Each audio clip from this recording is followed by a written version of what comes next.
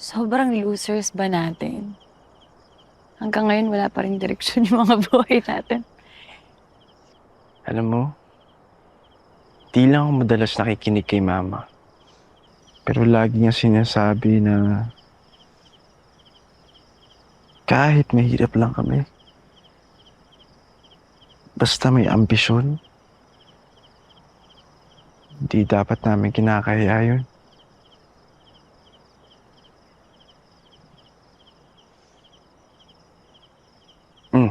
Ayun. Kita mo yan? Hanggat may between dyan, mapagod man tayo, mga muy man ang kilikili natin sa buong araw ng trabaho.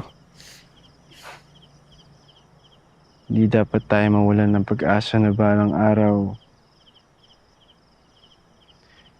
makakamit rin natin yung pangarap natin.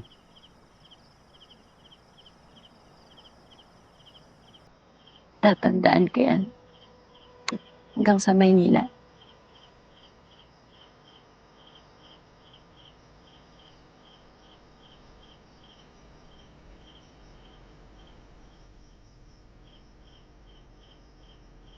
Uuwi ka na?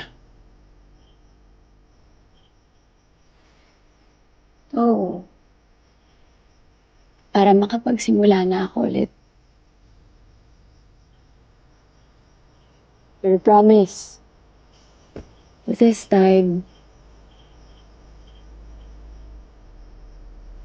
mas pangahawakan ko na ngayon ng balang araw.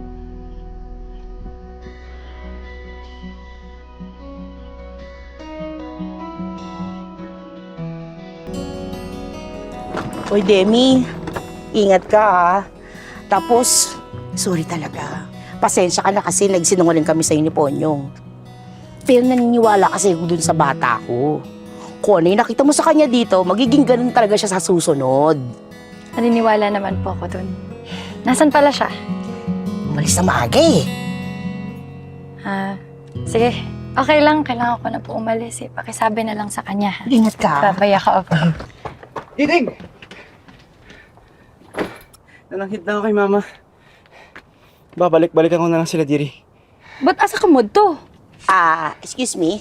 May sarili na naman kayo daw eh. Translation, please. Sasama sa'yo. Pwede ba yun? Sabay tayo mangarap. Diding, pinakawalan na kita dati. At ayoko na mangyari ulit yun. Lalo na't pinagtagpo ulit tayo.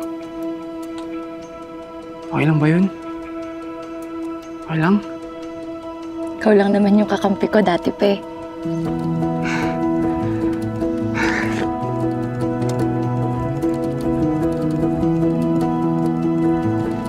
Tara.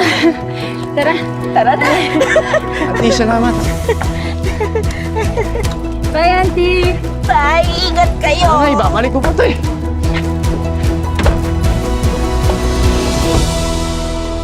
Ako, mama mo, manikurista mo doon ako. Anak, kagaya ng mga kuko, ang buhay, hindi natin pwedeng kontrolin kung ano pwedeng mangyari. Uy! Ayoko na po! Ang galing-galing mo naman, Ma'am Shi. Manicure lang, ma'am, sinagad. A work of art. Aba, cute nga eh. Sana all, nakukitan ka, no? Ikaw din kaya? Cute. Dahil lang naman sa alagang mama mo. Si mama yun. Kaya sana, kaya mong makapag-substitute sa akin kung sakasakaling hindi ako pwede.